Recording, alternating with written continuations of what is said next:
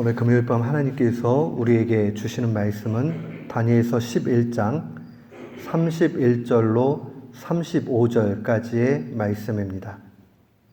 다니엘서 11장 31절로 35절 말씀.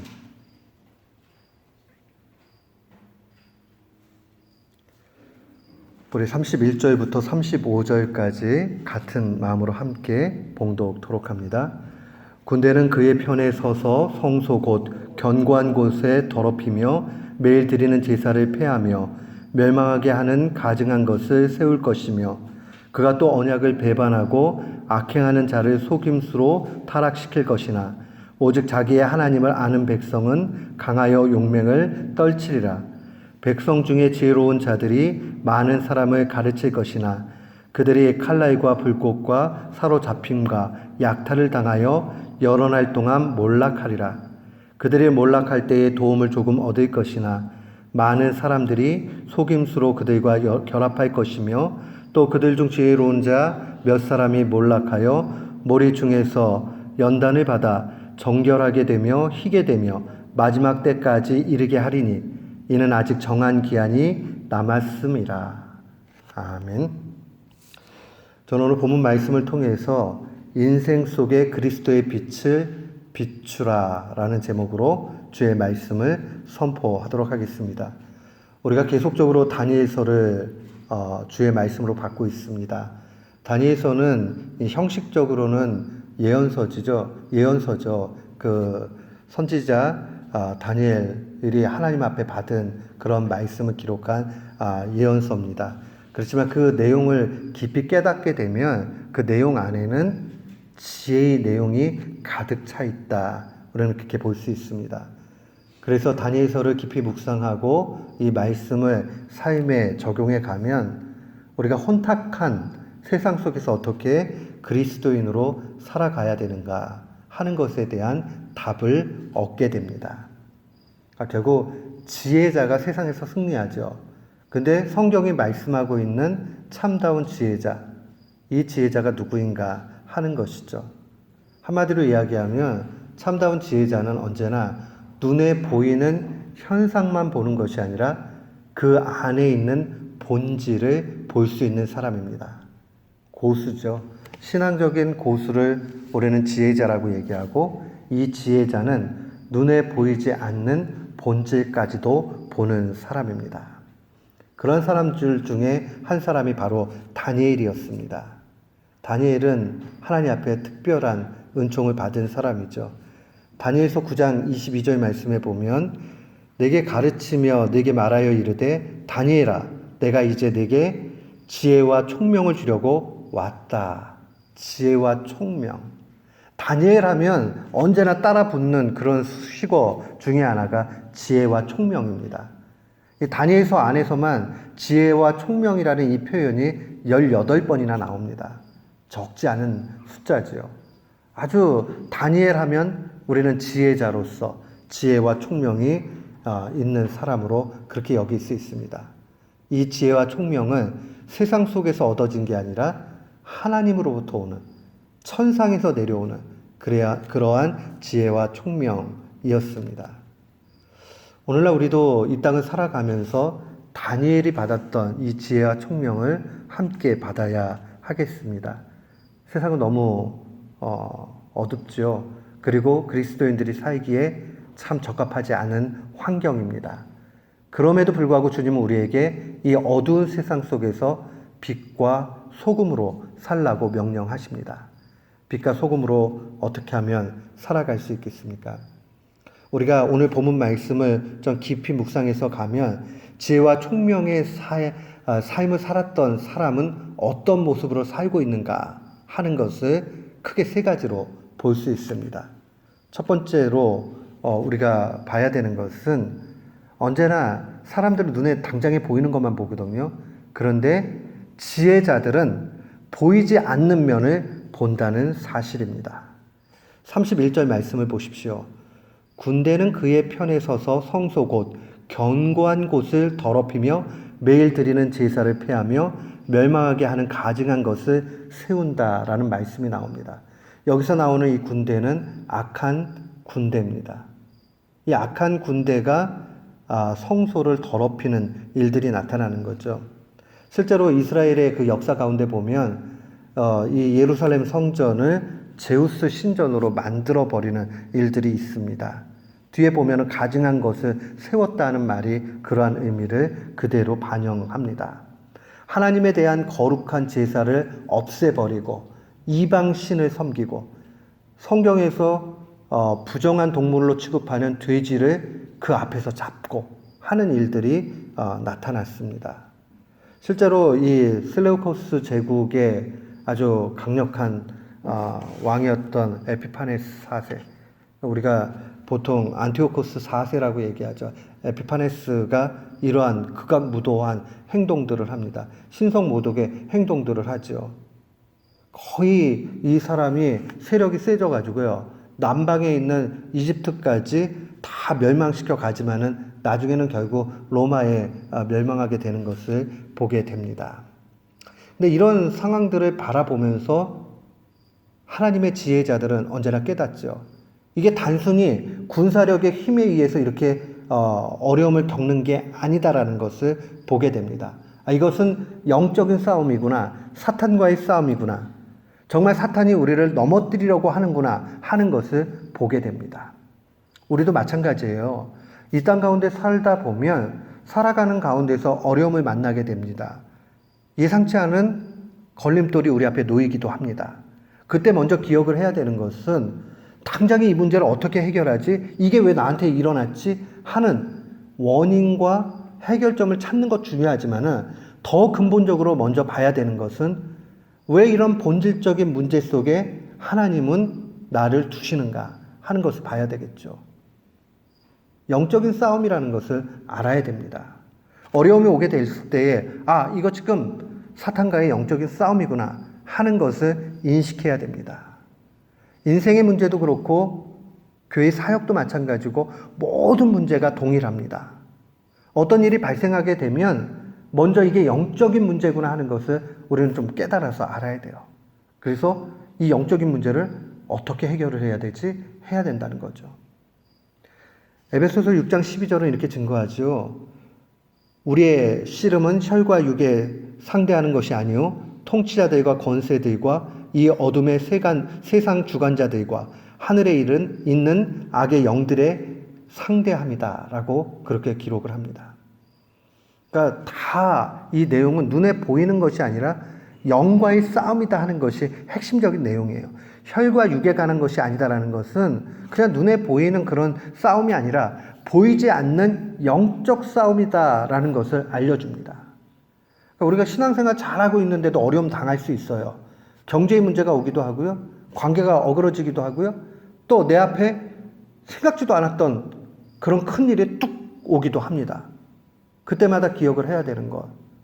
이 영적인 일들은 왜 이렇게 발생을 했지? 이 영적인 상황들을 내가 어떻게 이겨야 될까? 영적인 문제라는 것을 먼저 기억해야 됩니다. 이 영적인 싸움에 있어서 사탄이 쓰는 아주 주된 방법은 뭐냐면 하나님과의 관계를 단절시키는 겁니다. 오늘 31절도 마찬가지죠. 성소의 견고한 곳, 여기를 더럽혔다. 매일 드리는 제사를 폐했다. 예배를 못 드리게 만드는 거죠. 사탄은요, 언제나 슬며시 들어와서 그렇게 만들어요. 하나님을 예배하지 못하도록 만들고, 하나님 앞에 기도하지 못하도록 만들고, 하나님과 가까워지는 것을 방해하게 만들죠. 왜냐하면 하나님과의 관계가 끊어지게 되면 인간 속에서는 언제나 죄만 나오게 돼 있거든요. 사탄이 좋아하는 거예요.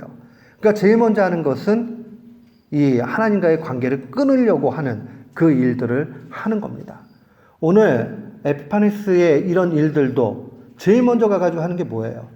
다른 거 많이 있지만은 예루살렘 그 성전을 회파하는 일들이 먼저 드러납니다. 결국 또 32절 상반절에 보면 그가 또 언약을 배반하고 악행하는 자를 속임수로 타락시킨다. 거짓의 영이 충만하게 나타나게 되죠. 여러분, 교회 안에 분쟁이 일어나면 안 되는 큰 이유 중에 하나가 뭐냐면 교회 안에는 거짓의 영이 더 많이 활개를 칠 수 있는 그런 상황이 됩니다. 왜냐하면 진리의 영이신 성령님이 인도에 가시지 않으면 작은 일 가지고 거짓말이 진짜가 돼버리고 거기에 분쟁과 어려움이 생기기 마련입니다. 교회 안에 말을 잘못하고 또 거짓이 유포되고 되면 어찌되었든지 간에 이간질하게 되는 일들도 나타나고 여러 가지 어려움이 나타나게 되죠. 하나님의 말씀이 진리로 선포돼야 되는 이유도 여기에 있죠. 거짓이 선포되게 되면 모든 영혼들이 다 죽게 돼버리는 거죠. 이런 모든 내용들을 살펴보면 사탄은 정말 아주 진리를 왜곡시켜가지고 거짓이 가득 차도록 그렇게 만든다는 거죠. 그러니까 교회 안에서 분쟁이 일어나면요, 어떤 게 진짜인지 어떤 게 거짓말인지 도무지 알 길이 없어요. 그렇기 때문에 우리는 기도하고 침묵하고 하나님께서 주시는 은혜를 갈망해야 됩니다. 기도하지 않으면 누구든지 쉽게 거짓에 넘어갑니다. 우리 살다 보면 어떤 사람이 와가지고 당신에 대해서 이렇게 얘기했대 라고 얘기하면 화가 날 때가 있어요. 왜 이러지? 그때 잘 생각을 해야 돼요. 이 사람도 자신도 모르는 사이에 사탄의 그런 노예가 돼가지고 그런 이야기들을 하고 있는 건 아닐까. 또 우리 자신들도 마찬가지죠.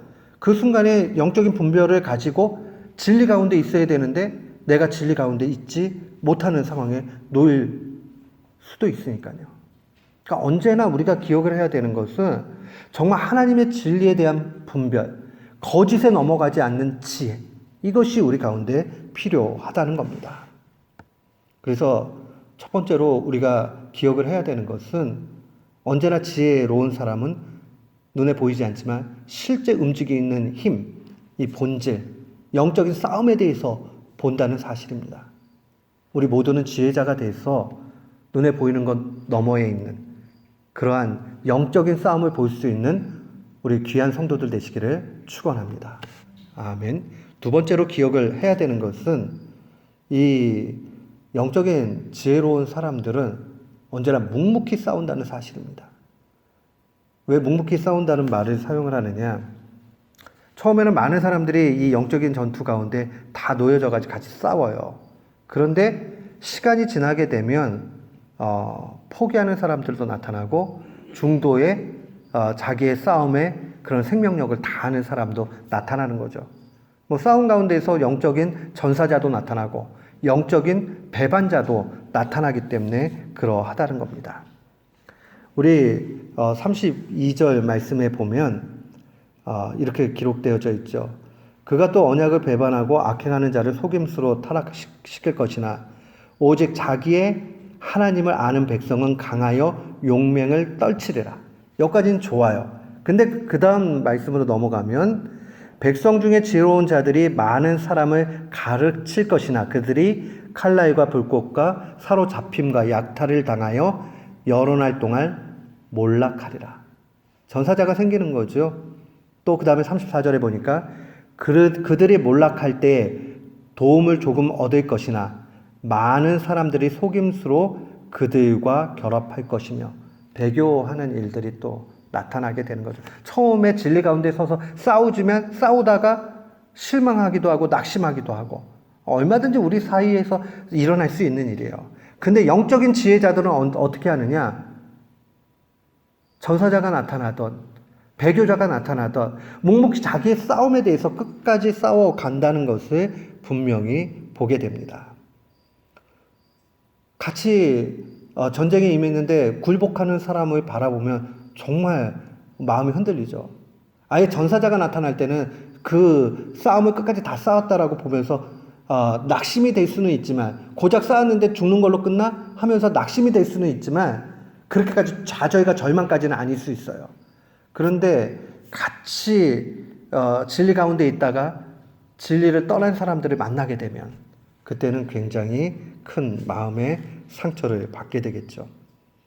지혜자들은 그럼에도 불구하고 그 싸움을 묵묵히 싸워갑니다. 사랑하는 성도 여러분, 우리도 마찬가지예요.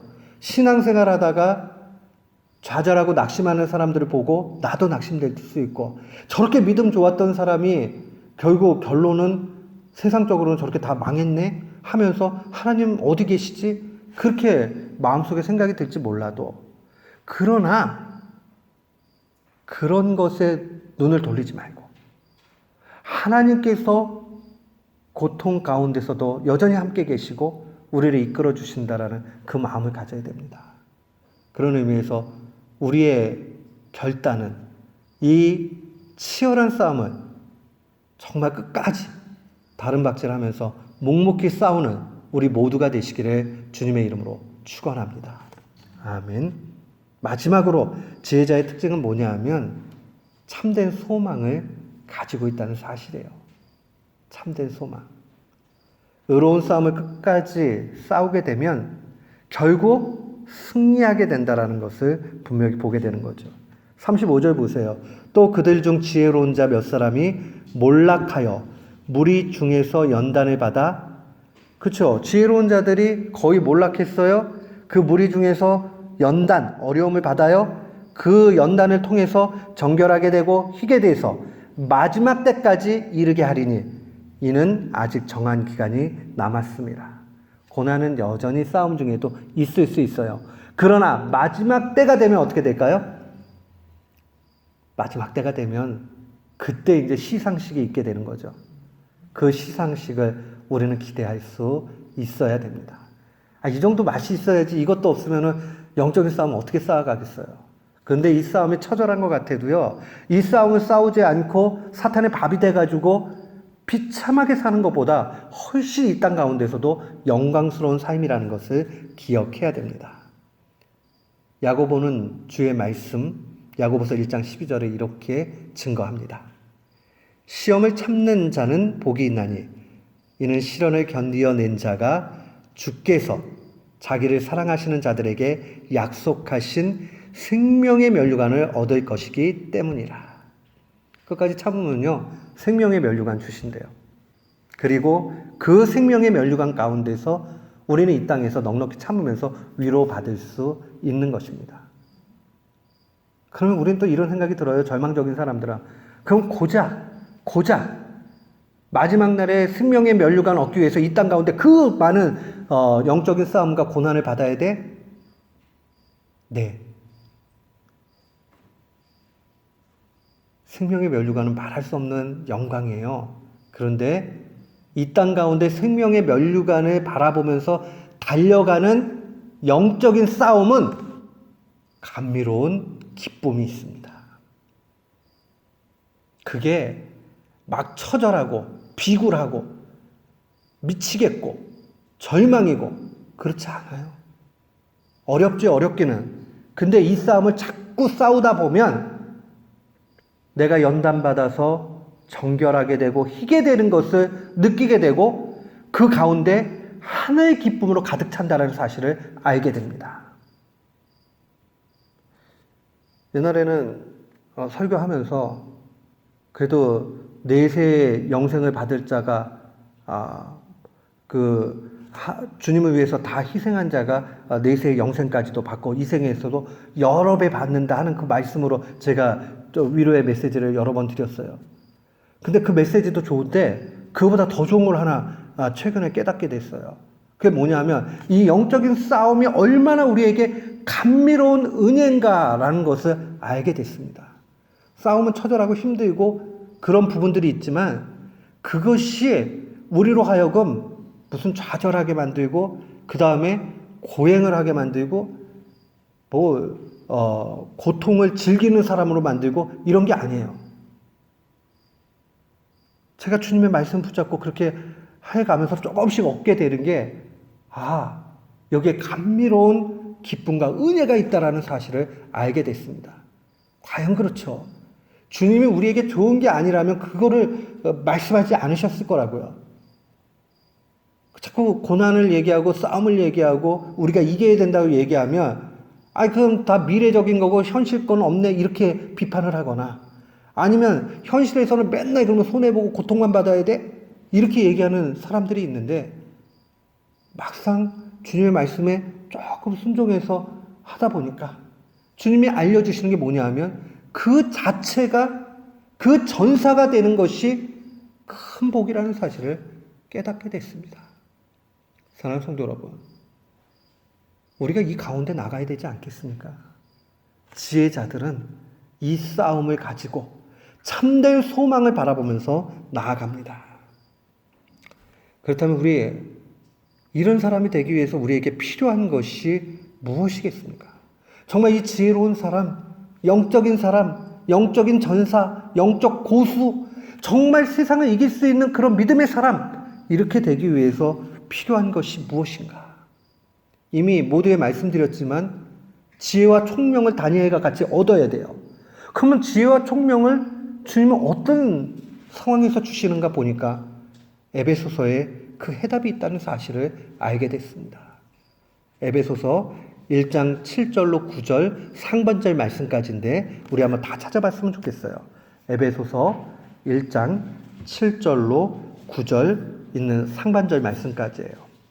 이 말씀을 보니까 정말 지혜와 총명을 어떻게 얻게 되는지가 잘 드러나 있다는 것을 알게 됐습니다. 오늘 우리가 이 말씀을 받고 은혜 가운데 나아가게 된다면 우리는 비로소 또 세상을 이길 힘을 얻게 되는 줄을 믿습니다. 우리 7절부터 한번 같이 읽겠습니다. 우리는 그리스도 안에서 그의 은혜의 풍성함을 따라 그의 피로 말미암아 속량 곧 죄사함을 받았느니라. 이는 그가 모든 지혜와 총명을 우리에게 넘치게 하사 그 뜻의 비밀을 우리에게 알리신 것이요. 이 말씀 가운데 다 나오잖아요. 죄사함을 받았다. 이 죄사함을 받은 예수 그리스도의 보혈로 말미암아 죄사함 받은 이 신비를 깨닫게 될 때에 우리는 지혜와 총명이 부어진다라는 사실을 알게 됩니다. 이 신비를 깨닫지 못하면 지혜와 총명을 알 길이 없고 지혜와 총명을 얻게 된 자는 분명히 이 죄사함의 신비, 예수 그리스도의 보혈의 능력을 통한 죄사함의 신비를 깨닫게 됩니다. 이거를요 너무 관념적으로 생각하지 말고요. 정말 구체적으로 한번 생각을 해보세요. 예수님의 피가 나를 깨끗게 하신다. 그 예수님의 흘리신 보혈이 내 머리부터 발끝까지 나를 온전히 성하도록 만들어주시고 거룩하게 만드시고 또 나를 회복시키신다 하는 그 확신을 가지고 우리가 살아가게 될 때에 그 신비가 믿어지게 될 때에 우리는 지혜로운 자가 되고 우리는 총명한 자가 됩니다. 기도할 때요, 제가 한 3주 정도, 4주, 거의 한 4주 동안 계속 기도하는 게 예수 그리스도의 보혈의 능력을 묵상하면서 머리부터 발끝까지 깨끗게 하시는 주님을 정말 상상하면서 실제로 깨끗게 하시는 병들어져 있는 나를 회복시키는 주님을 묵상하면서 그렇게 기도를 해보니까 그 보혈의 능력이 더 구체적으로 제 마음에 오는 것을 경험합니다. 그러면서 죄도 더 많이 보이게 되고 그러나 그 죄 때문에 절망하는 것이 아니라 나를 깨끗하게 하신 주님을 바라보니까 세상의 신비 가운데 이거보다 더 큰 신비가 없더라고요.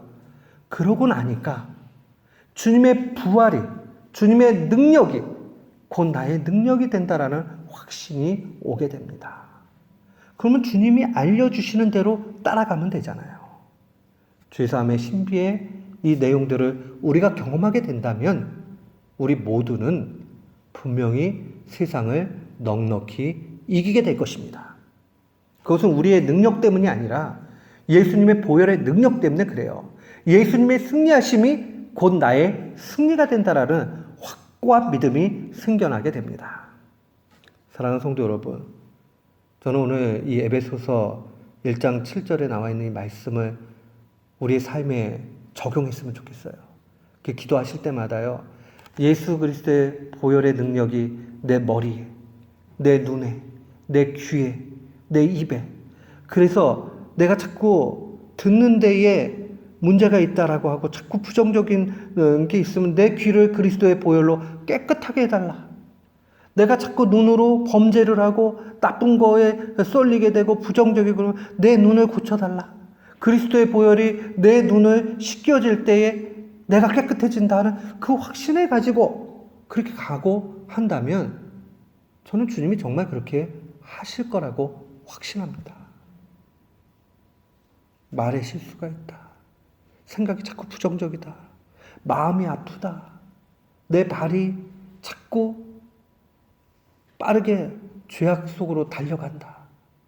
그러면 그리스도의 보혈이 내 발을 씻겨주시고 정결케 하시고 무디게 하시고 죄에 민감한 것이 아니라 성령님께 민감하게 해달라고 그렇게 기도해 간다면 저는 주님께서 우리를 그렇게 인도해 주실 거라고 확신합니다. 내 손이 너무 게을러요. 일하기를 싫어해요. 주님의 보혈에 그 능력이 내 손을 깨끗하게 씻어주셔서 내가 부지런한 손이 되고 내가 남을 섬기는 손이 되게 해달라고 그렇게 한다면 주님이 깨달음을 주시고 우리를 그렇게 바꾸어 주실 것입니다. 그러면 우리는 이제 그 가운데 지혜를 더욱 크게 얻게 될 것입니다.